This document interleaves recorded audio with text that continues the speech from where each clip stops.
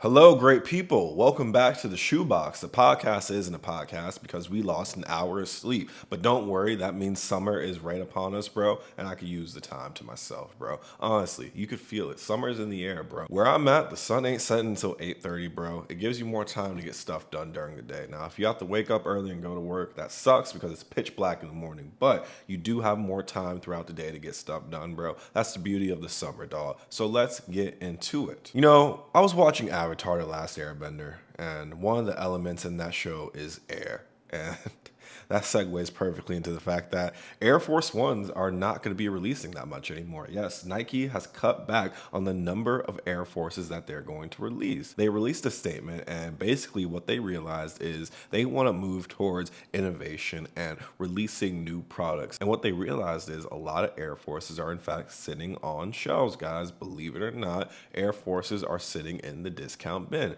So bad that they're actually starting to turn yellow. The laces are turning yellow, and they realize the quality of our product is starting to tank. To me, this is kind of hard to believe because everyone owns a pair of Air Forces, but maybe that's the thing. It's such a staple shoe that people don't need to get new pairs as much, bro. If you learn how to clean your sneakers, you can make a pair of shoes last a whole entire lifetime. Crazy. Now, a lot of people were complaining about the price hike of Air Force Ones. They've gone from being $90 to $110. For some people, they're not paying that much for an all-white shoe, especially when there's so many alternatives. Stan Smith, Sambas. For some people who are bold, Fila Disruptors, maybe even Skechers. But this is a dark tale because in some ways the resellers won, guys. If they start limiting the amount of Air Forces that are available on the market, what we're going to get into is a point where we're going to start raffling off Air Force Ones. Imagine going on a sneakers app and trying to get Air Force Ones through a sneaker raffle and actually taking an L because somebody botted them and now they're reselling Air Force Ones for $300. Cough, cough, Utopia Air Force One, anybody. They also said they're going to start limiting the releases of sneakers like Nike Dunks, aka the Panda Dunk. Do we see a problem here? I think social media has gotten people to this point where they don't like versatile sneakers for some reason. A basic black and white sneaker is not popular, it's not coveted, it's trash according to the Got Soul community and all those sneaker interviews. It's crazy, dog. I get it. Panda Dunks, they're basic, but sometimes basic could be good, bro. Everybody likes bottled water. Nobody hates on water because we need water to live. And honestly, everybody needs a simple shoe to start their wardrobe. It has to be the Panda Dunk or the Air Force One. That's cool, dog. But when we get to a point where it's harder to get basic starter sneakers, we're really going to have a big problem in the market, guys. I really see this being a backfire. If the overproduction thing is true and they're just having so many pairs just sit, what if they start realizing that, dang, man, we can really control the market by limiting less and less sneakers from being available, and then people can't get basic sneakers? Now we can control the price a little bit. Who knows, dog? Maybe this will force Nike to come up with something new. Maybe they are moving towards a path of innovation. Because honestly, another thing I want to talk about, Jordan 4s, dude. They have a pair of oxidized greens coming out. I believe that's the name. They're another white and green sneaker. Did we not get two of these last year? We got the sea foams and the pine greens, dog. It's getting to a point with Jordan 4s where it's how about we just make them like Mighty Morphin Power Rangers, dog? Let's just add white and another color, and then we can call it a day. They got red, they got white, they got yellow, they got blue, green, all these basic silhouettes, bro.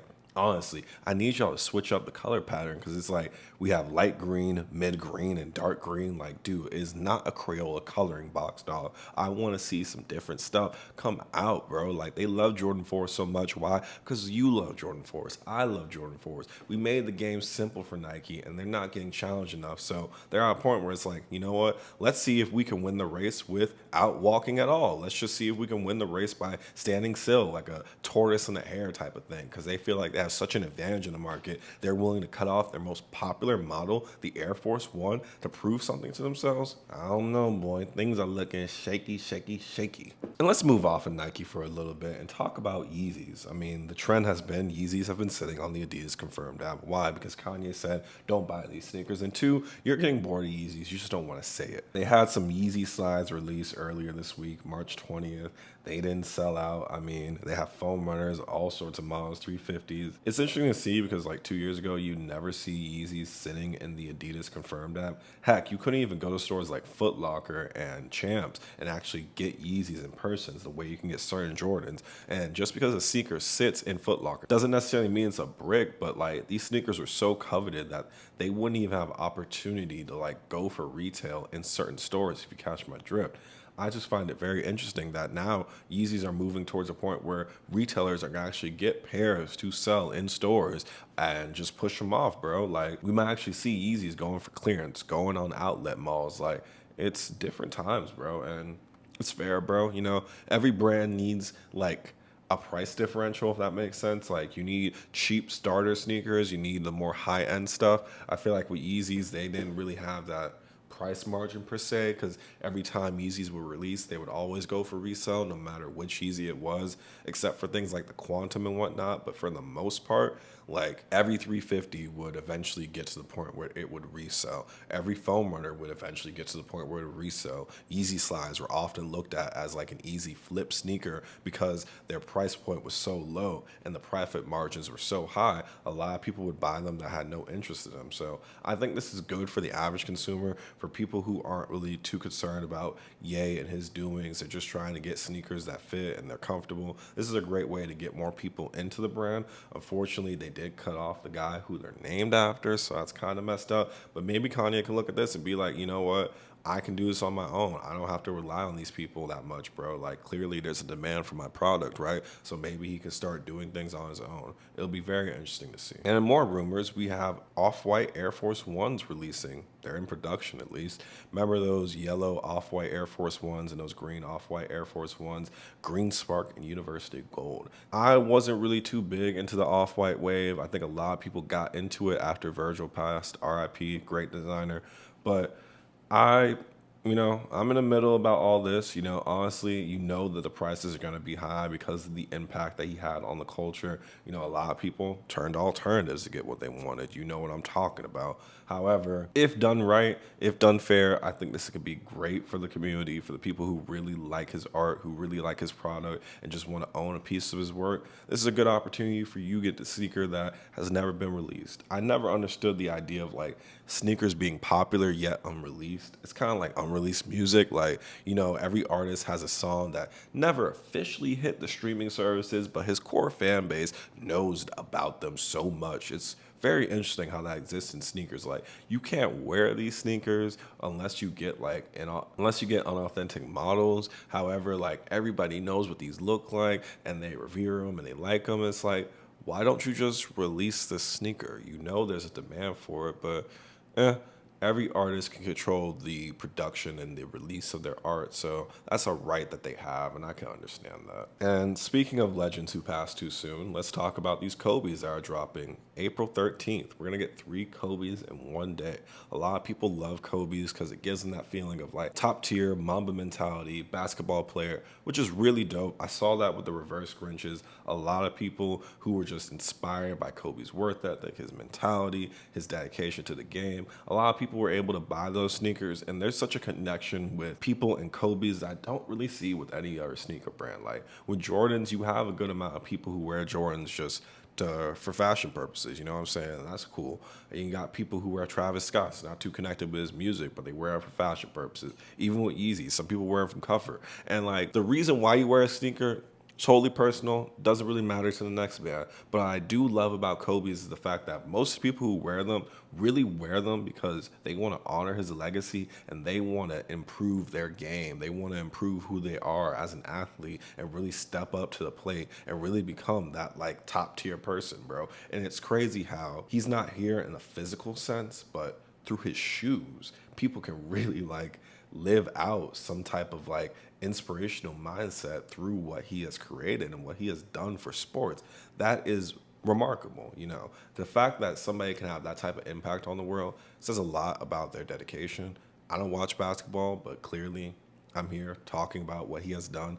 That's how tremendous his influence was. So hopefully people are able to get at least one of these 3 pairs that are dropping on April 13th. But if you're not able to get it, there are other sneakers out there. You know, there are other Kobe's you can cop. Just be patient. And let's talk about sneakers people weren't able to get. The quote unquote backdoor trophy room ones. Yeah, people were not happy about this. Apparently, there's this thing with a certain guy, I'm not going to name his name, Marcus Jordan, that apparently rumor has it that, you know, he helps certain people get the sneakers before they even release. And most people enter these raffles to get a chance at something that doesn't really exist. Tough stuff, but I mean, that's sneakers in general, in my opinion. I'm just gonna be real with y'all. I mean, at the end of the day, the supplier has control over who gets the supply. It's messed up, but like monopolies are illegal for a reason in America because if one person can control who gets what, then there would be a lot of civil unrest. Think about if one person was able to control who got gas, who got food, who got water. It's a lot of power for one person to have. But if it's your product, you can do whatever you want with it. I mean, yeah, it sucks for the consumer, but do we really have a right to these sneakers? No, we didn't make them. I mean, yeah, I want to spend money on them, but once again, I mean, to each their own. I'm just saying, bro, like we just gotta look at this from a realistic standpoint.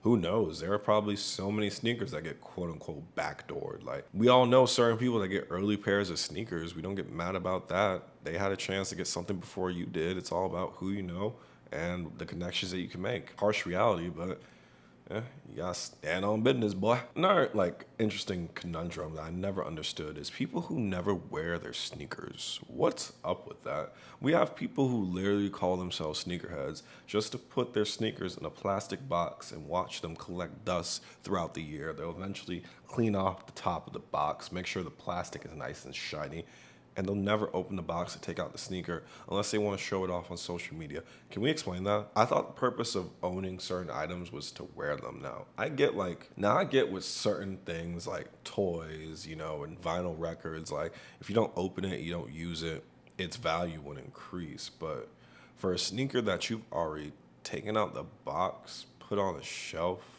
and it's already exposed to the environment, I mean, why? Why do you guys do these things? I get certain things have a very high price point, but why?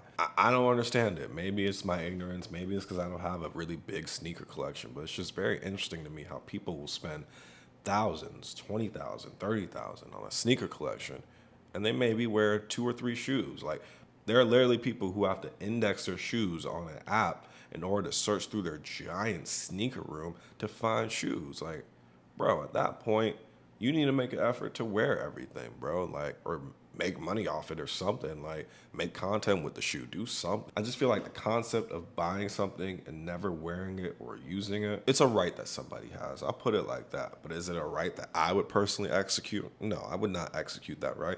Because to me, the purpose of owning nice things is to, like, be able to use them. I don't want to say show them off, but, like, appreciate them. Express your love for them. And maybe the way they express their love for things is different from the way I express my love for things. But with sneakers, never understood sneakerheads that do that. Another thing I'd like to get into is like the diversity of collections, you know. A lot of people nowadays, you know, they own a lot of people nowadays they either own Nikes, Jordans, Adidas, Yeezys, maybe some New Balances, but for the most part, most people really don't diversify nowadays. Now, my older generation, you know, shout out to y'all, the OGs who paid it away. Y'all got some diverse collections. You have sneakers from the 90s and the 80s I ain't never heard about. I was more in 96. I ain't never heard of these sneakers. But my Gen Z baby boys, what's up with y'all? What's up with us, I could say? I'm like Gen Z, millennial. Depends on who you ask. But still, what's up? You know, why are we able to, like, push New Balance up and push Puma up? But we never do that for Skechers. We never do that for Fila.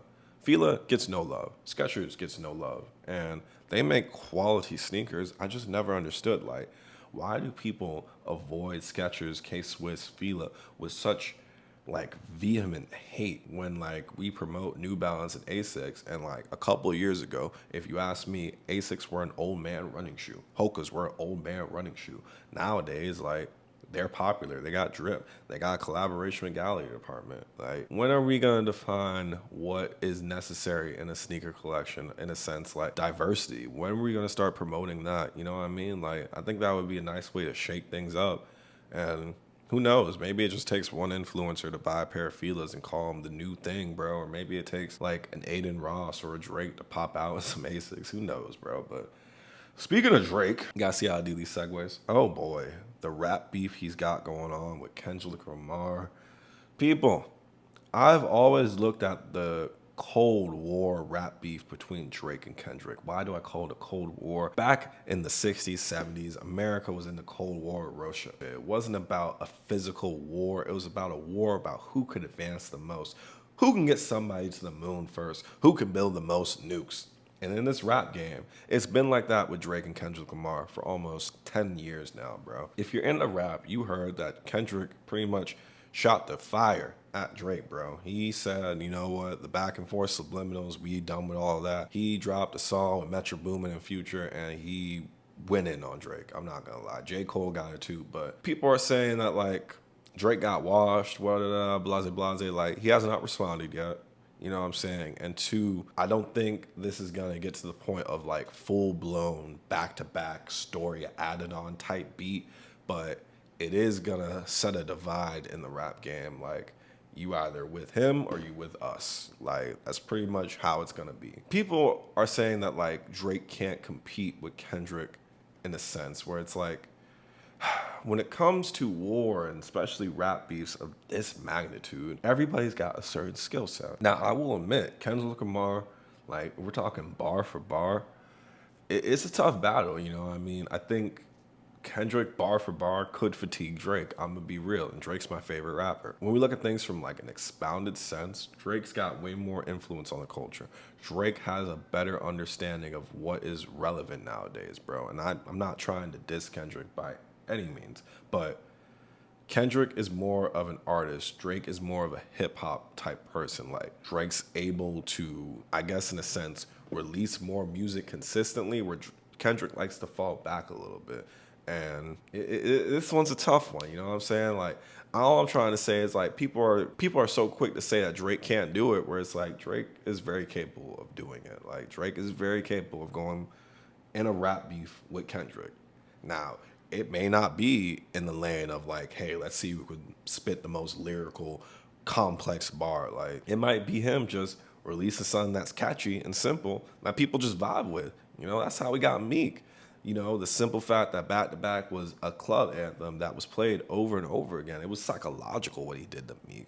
And it could be psychological how he gets back at Kendrick. You know what I'm saying? Like, do I think this is going to get to the point where they're dropping diss songs like we did when he was beefing with Pusha, like waiting for the next response to drop? Yeah, no.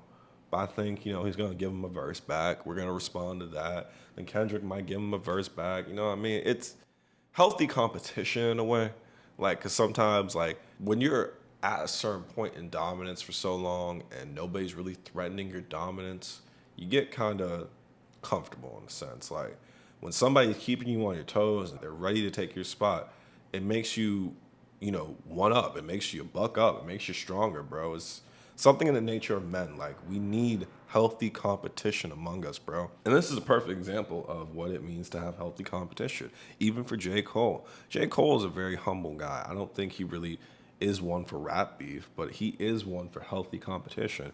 And when you look at this, like, really zoom out and not look at it so much as like drama show. Like, this is healthy competition between three men at the end of the day. Like, and I'm all for it.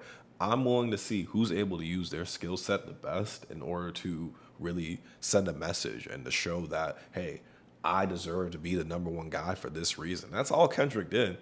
He ain't really say nothing too vulgar. He just said straight up, I'm trying to be number one. I am number one. I am the GOAT. Forget what you guys are talking about. It's me. Now, if you feel like you're the best, you just got to say something back. Like, hey, you know what? You might feel like you're the best, but I'm actually the best, and here's the reason why. I'm going to expound upon why I'm the best. I'm going to show you my skills and why I deserve to be number one. All right, guys? This beef ain't cut and dry the way y'all make it sound, bro. They both have a dog in this race. All right, so let's get into my favorite segment. What's in the box? What's in the box? Travis Scott Jordan 1 Black Phantom box. What's in it? Little baggie of sand. No, it's not sand, dog. It is not a little bag of sand. It is, what is this? A small microphone. The Rode Smart Lav.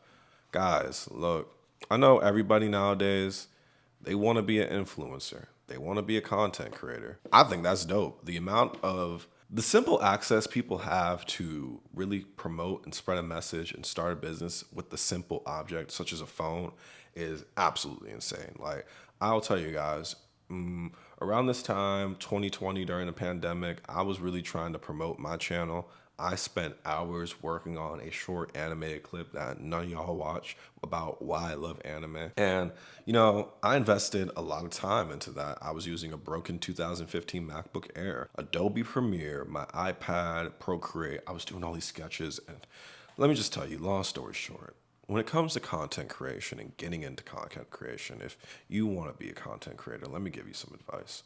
A lot of people think you need a bunch of fancy equipment. I worked hard to be able to afford a lot of the equipment you see me record with, right? But if I had to break it down to the basics of what you need, I didn't see a lot of success on social media until I bought a microphone, right?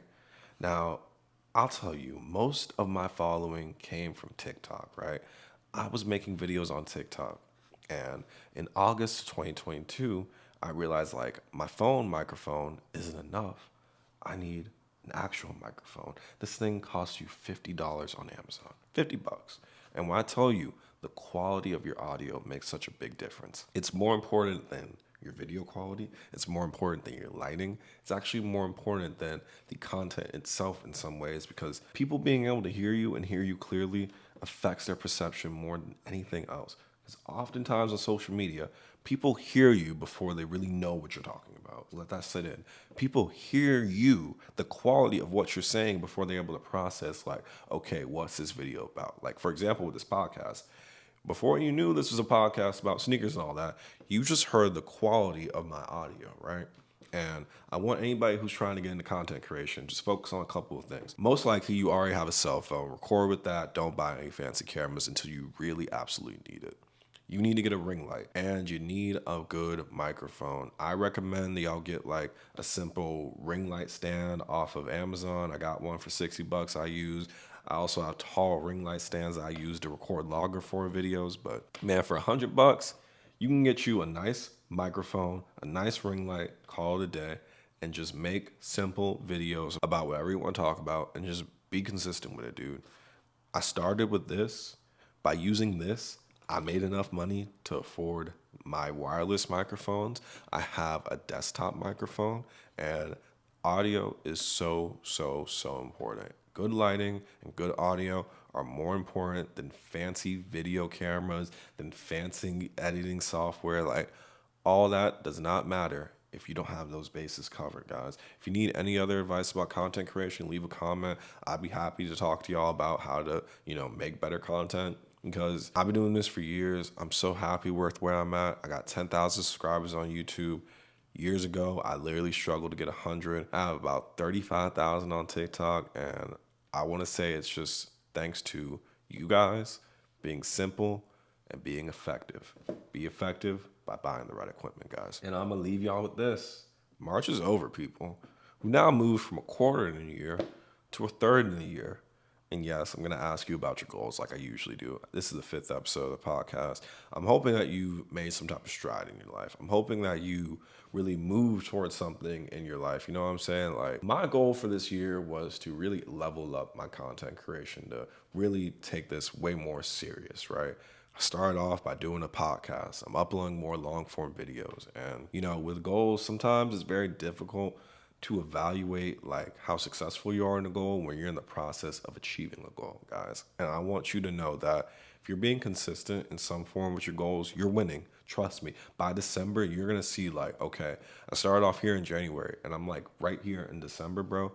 Promise you, if you just stay consistent, you're going to be able to reflect on the results once you're much closer to the goal. But I don't want y'all to give up. I want y'all to keep striving, keep pushing, and never, ever quit. You can take a break. You can take a moment just to breathe and recollect, but never quit, guys.